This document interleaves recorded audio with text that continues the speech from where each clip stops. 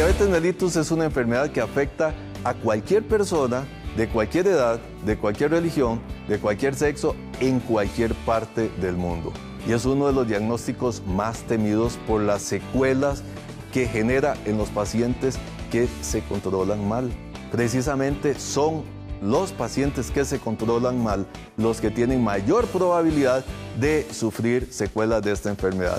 ¿Qué podemos hacer nosotros? Bueno, la clave está en el control del manejo de la glicemia. Esa es la clave y de eso vamos a estar hablando en este subprograma Signos Vitales. Quédese con nosotros. Estás viendo Signos Vitales con el doctor Álvaro Sanabria. Signos Vitales Acción Social y la Clínica Médica del Sur, aquí en San José, Costa Rica, se han unido para desarrollar un programa de atención social en el área de atención médica para bendecir su vida, con programa de atención en el área de consulta médica general para niños, adolescentes, adultos, también la Clínica de la Mujer con citología, ultrasonido de mamas, también control prenatal y algunas especialidades como ginecología, como ortopedia, como dermatología y medicina general. Queremos bendecir su vida, por eso usted puede llamar para obtener más información al teléfono 2252-0202. Signos Vitales quiere seguir bendiciéndole. Visita nuestra página en internet saludablestv.com. Seguimos con más de Signos Vitales.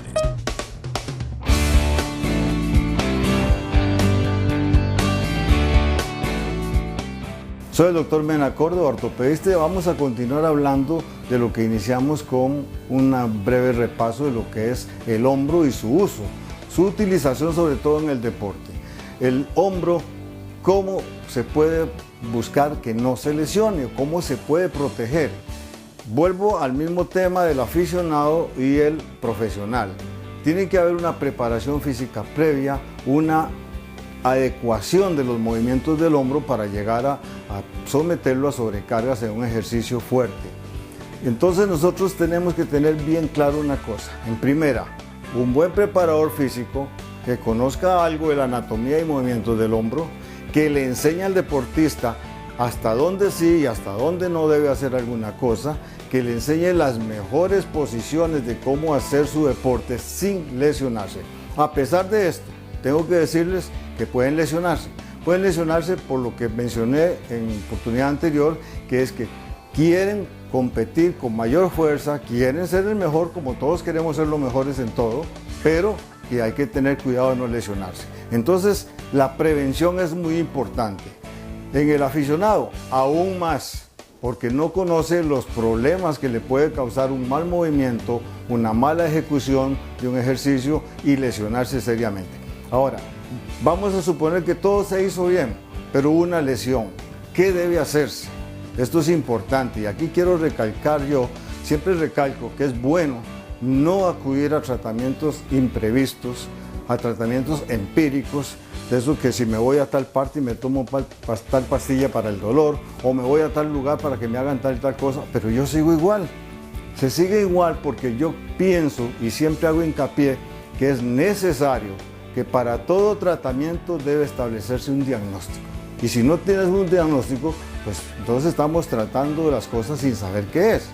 Es el equivalente de que yo agarre una escopeta, pasan 100 palomas, dispare y a ver cuál me pego. No, la salud es muy valiosa y hay que cuidarla. Entonces yo les aconsejo, como profesionales o como aficionados, si empieza una lesión de hombro, que vayan al lugar adecuado, que busquen el profesional adecuado y que tomen los medicamentos adecuados y la terapia adecuada por el profesional que sí puede hacerle un diagnóstico y que sí puede decirle cuál fue la lesión. Existen muchas lesiones diversas en el hombro, rupturas de tendones, artritis dolorosas, inflamatorias, lesiones del músculo, lesiones de los nervios. Y no estoy hablando, hago el hincapié, de lo que es la luxación del hombro, que es lo que la gente conoce como se me zafó el hombro, porque eso es una entidad totalmente diferente a lo que hablé anteriormente. Ya eso es un problema que, si hacemos un estudio, tiene partes dentro de la anatomía del hombro que provocan o que hacen más necesario, un poquito más sensible el hombro para una luxación, pero eso es otra cosa. No estoy hablando de luxación de hombro. La luxación de hombro, cuando existe, hay que estudiarla, porque eso quiere decir que hay alteraciones anatómicas en el hombro. Nada más para recalcarles una vez más, prevención, ¿cómo? Una buena preparación física para el hombro. 2, si hay lesión, buscar al profesional adecuado. 3, la terapia adecuada y no estar probando esto o aquello sin saber si me va a servir o no me va a servir porque no tengo un diagnóstico bien hecho. Muchas gracias.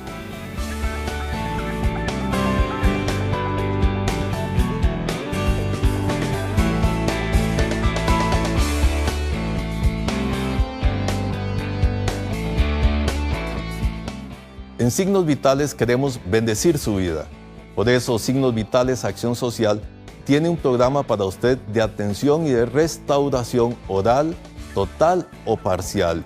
Si usted vive en los Estados Unidos, donde sabemos que los costos de atención odontológica son muy altos y tiene pérdida de una o más piezas dentales e incluso si tiene ausencia de todas las piezas dentales, lo cual le incapacita hasta para sonreír, la acción fundamental de nuestras vidas, tenemos un programa que a usted le va a bendecir. Usted puede llamarnos al teléfono que aparece en su pantalla. El programa de restauración oral se hace aquí en Costa Rica. Usted puede comunicarse con nosotros y nosotros le estaremos informando la forma de cómo usted podría ser bendecido con un ahorro de entre el 60 y el 70% según sea el programa de restauración que usted necesite. Escríbanos a la página web que aparece en su pantalla, saludables.tv, o puede llamarnos al teléfono que también aparece en su pantalla.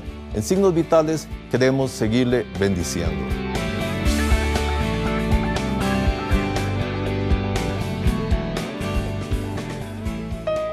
Hoy vamos a hablar de la importancia de tener un buen manejo. ¿Dónde está la clave del manejo saludable de esa enfermedad, de un buen control?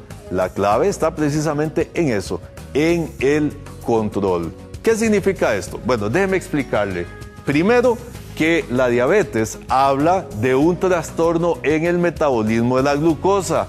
La glucosa normal en un paciente en ayunas, en estado de ayunas, varía en su rango entre 60 y 100 miligramos por decilitro. Esa es una medida que se obtiene mediante un examen de sangre, que puede ser mediante el examen de laboratorio tradicional, tomando una muestra directamente de una vena, generalmente en la vena, la cara anterior del codo, o por micrométodo, que es un aparatito especial, a través del cual con una gota de sangre podemos tener una lectura muy cercana a la lectura real de sus niveles de azúcar en la sangre. Ahora, ¿para qué sirve la glucosa? Entendemos que la glucosa es el combustible de nuestro organismo, es la energía principal.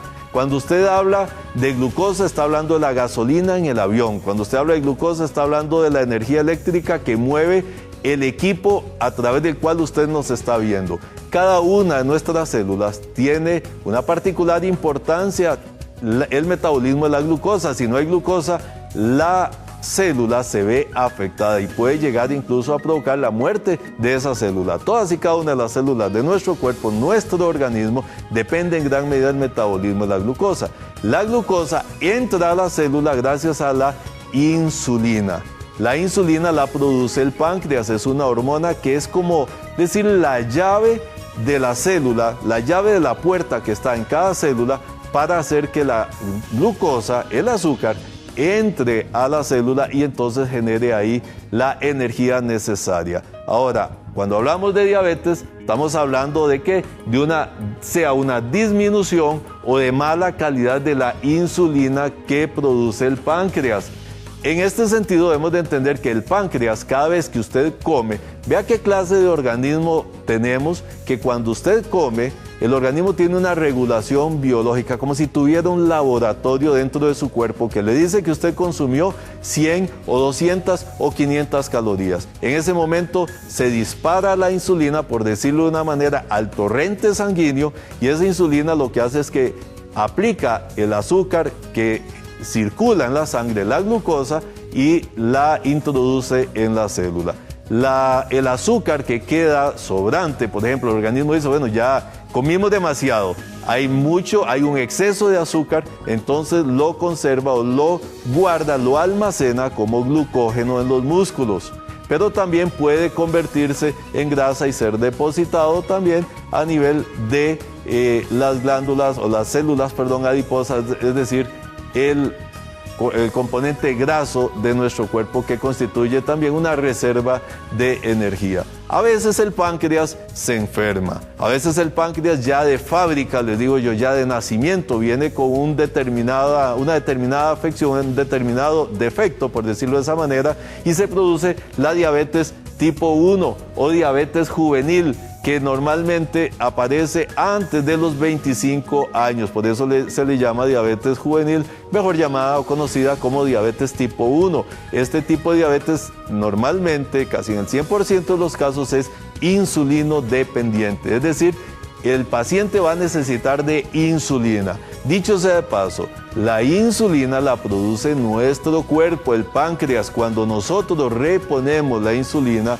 literalmente, y valga la redundancia, estamos reponiendo la insulina que su páncreas ha dejado de producir o debido a la mala calidad de esa insulina o la poca cantidad o porque los receptores en las células no reconocen esa insulina. Esta es la diabetes tipo 1. También existe la diabetes tipo 2, que es la diabetes del adulto, que puede ser insulino o no insulino dependiente. Es decir, una persona puede convertirse en diabético ya en la edad adulta, por exceso de peso, por trastorno metabólico, por factor hereditario, por malos hábitos de alimentación, etc. En estos casos, generalmente son pacientes que no van a requerir de insulina, generalmente, pero puede ser que sí la ocupen o puede ser que ocupen solamente medicamentos que llamamos hipoglicemiantes, es decir, medicamentos que bajan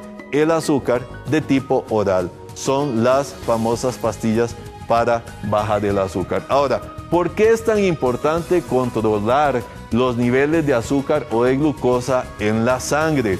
Mire, esta es la clave, esta es la base. Entiéndame por favor de esta manera, sea diabético o no sea diabético. Si usted es diabético, de eso se trata esta enfermedad. Los niveles de glucosa o de azúcar en la sangre, cuando se elevan, implica dos cosas. Número uno, que usted no está utilizando la energía como debía utilizarla y por eso anda circulando en la sangre, porque la insulina no logra meterla, en la mayoría de los casos, en las células. O sea, es como tener la gasolina dando vuelta en la tubería del motor, pero no pasa al proceso de combustión, que es el proceso que genera la energía para que el carro pueda caminar.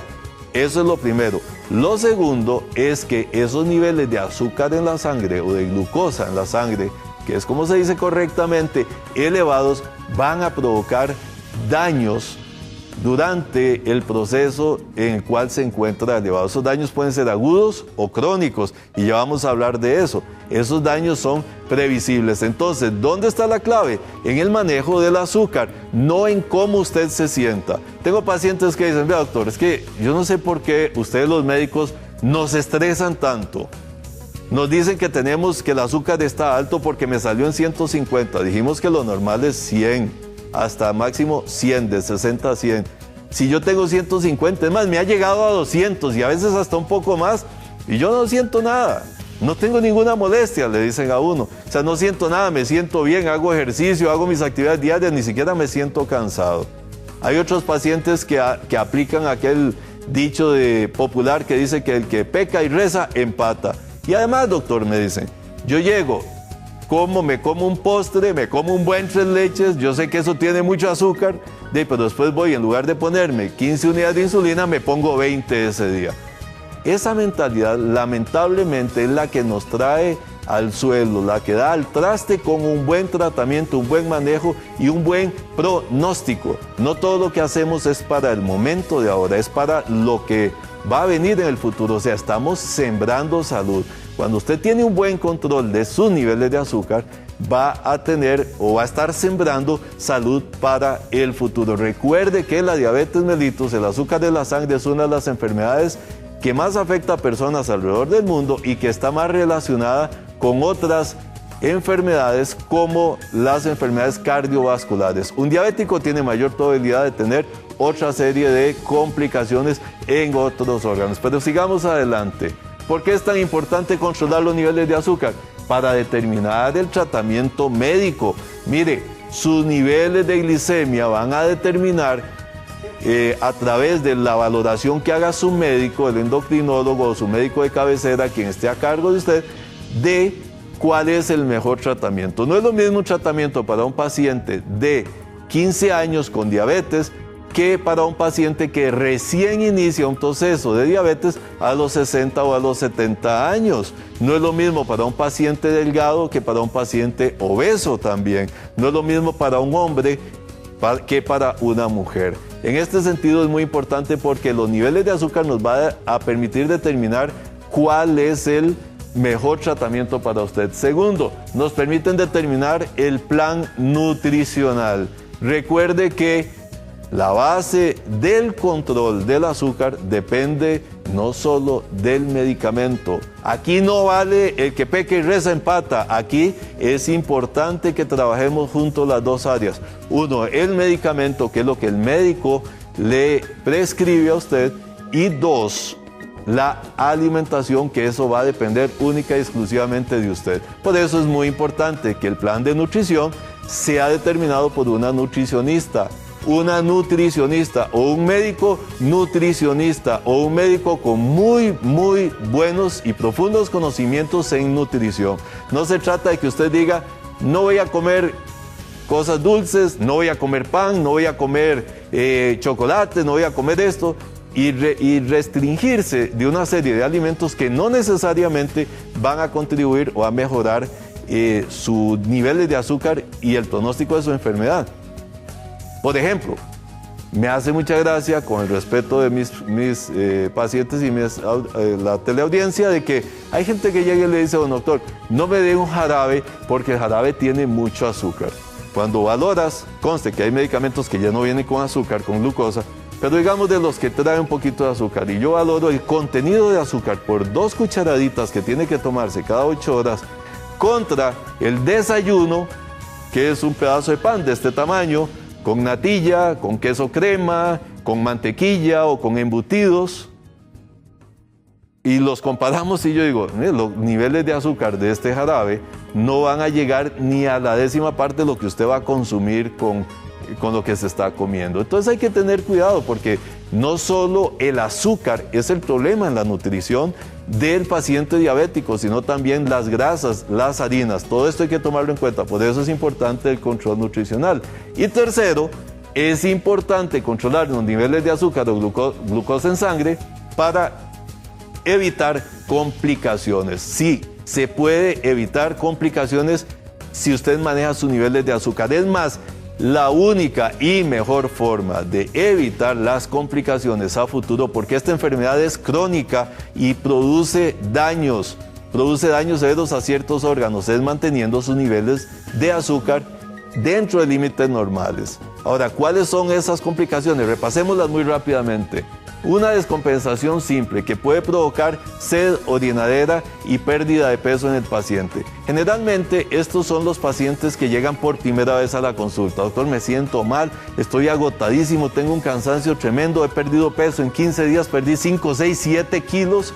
Resulta que me da una sed, yo paso todo el día tomando líquido porque orino mucho. Entonces, como orino mucho, dice, me da mucha sed.